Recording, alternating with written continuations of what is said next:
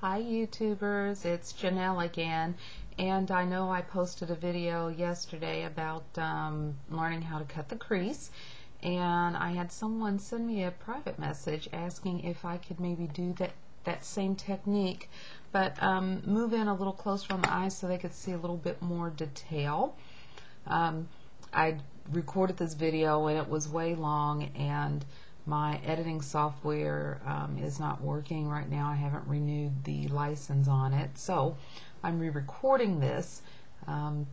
Hopefully I can get it under the 10 minutes. Anyway, I've already got both eyes done since I just did the other eye in the previous video, but I will show you what I used to cut the crease. Now, first thing, of course, I prepped my eye. I don't have any other makeup on. I just did the eyes. I took everything else off, but I've got a base on. This is Fresco Rose Paint Pot by MAC. It's a pale pink, and I decided to use that since I'm doing a combination pink and green look. And now, if you remember in the video I did last night, I said even though I was using black to cut my crease last night for a particular contest look I was doing, you can really use any color that you wish to cut your crease with. So just to illustrate that point, I cut the crease with an emerald green. You can see that. Technique is the same, it's just the color is different. For the highlight area, after I applied the paint pot, I used a color from my Wells palette. It's color number R177. It's let's see, can you see it? There it is. That light pink right there. On the lid, I used a combination of R044 and R0200, just because I wanted to get a really bright pink that would show up on screen. In one of my earlier videos where I did a pink and brown look, I said I generally have problems wearing pinks because they fade out on me, and so I wanted a very bright pink to contrast with the dark green so you could see very readily what I did. I used a flat shader brush to apply the colors, just clean the brush off in between, and I applied my highlight color first, okay, and then I took the other pinks, the R44, R044 and the R200, and I applied that to the lid, extending just up above the crease line. That was all with the flat brush. Then, if you remember in my video yesterday, I said you could use any small brush that you had. These are two that I commonly use when I'm working in the crease. This is a flat angled brush. This is a concealer brush.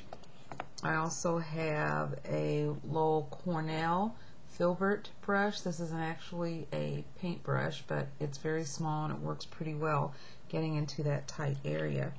You can use that. But what you do, you take your dark color or your crease color, and in this case I used Emerald by CoverGirl. This is part of the Queen collection. Whoops, there it is. And now this is a shimmer shadow.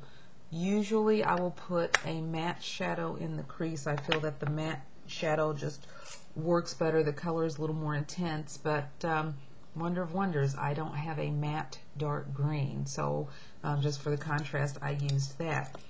But take whichever small brush you're going to use, and I used this one. And what you want to do, you want to find where your crease is. Now look at this very carefully. You can see a line right there where my lid crease is when I open my lid all the way. See where that line is? That's where you want to begin stroking on your color for your crease. You just take your brush, load it with your color, and then using your mirror, hold your mirror at eye level and look straight ahead. You want to take your color and stroke it right above that line.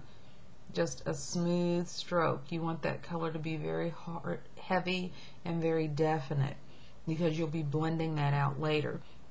Once you've placed your line, and in this case, once I placed my line, you can continue using the angle brush if you want. I switched to my concealer brush, but then you want to take that line of color and turn your brush flat. And you're going to start, now you don't want to go from the bottom part of the line and bring it all the way up. You want to kind of leave the bottom part of the line alone. That's where you get your definition for your cut crease. You want to stay on the upper edge of the line. Begin to stroke it up and feather the color out. And this is going to take a little bit of time. Don't be in too much of a hurry, because when you get in a hurry, what happens is you start dropping your brush bristles and you start disturbing the bottom part of the line. And the bottom part of the line is what you want to keep very definite and very crisp if you're doing a really true cut crease. You want to just work with the upper part of the line, but you want to stroke it up into the crease. And now you don't want to get it way up here in the crease, okay? That's getting too far up. You really want to keep it just above the crease. And a light touch, you just feather your color out as much as you want. If you want to bring it to the inner corner, you're going to take your line and then stroking towards your tear duct, just lightly extend that line until you get it down to your tear duct. And then again, working the upper side of the line, just continue stroking and blending that up until you get the depth of color that you desire. Now what it should end up looking like is that you have a very definite line on the bottom, and then it fades in intensity as it goes up. Okay, you can kind of see that. There's a very definite break between the pink and the green.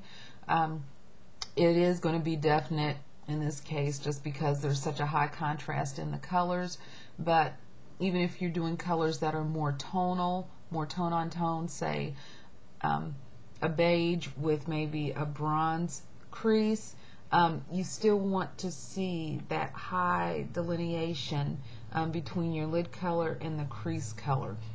And the crease color will fade gradually as it goes up.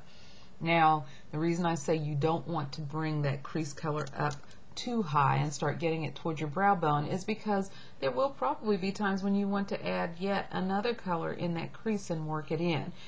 Usually as a transition between what's here in the crease itself and then transitioning between your crease color and your brow color. Now I didn't do any transitioning in this look, I just went ahead and blended up, although on the very outer part of the corner here I did add a third color.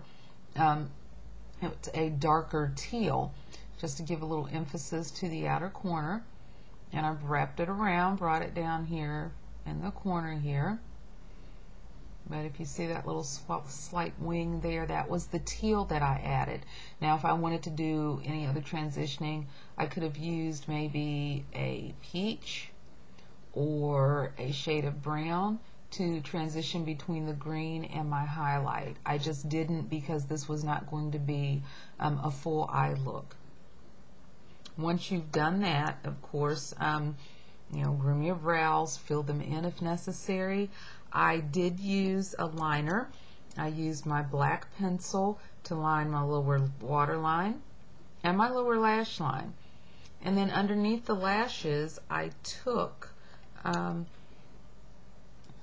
shader brush like this and loaded some of the emerald, and I went over my lash line on top of the black eye pencil and pulled out some of the green just to give a little more color and to frame the eye. Typically I will use a cream liner or a liquid liner for my upper lash line. I didn't do that this time.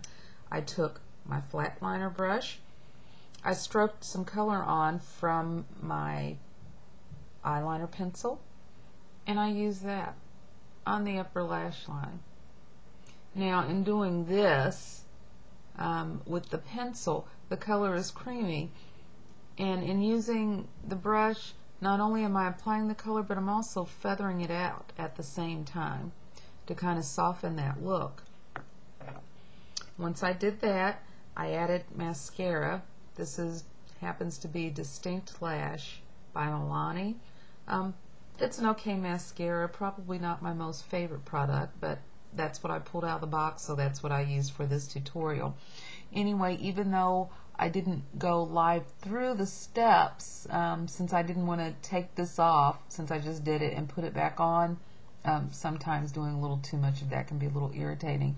but I hope I was able to explain it and show you placement so that you saw a little more clearly.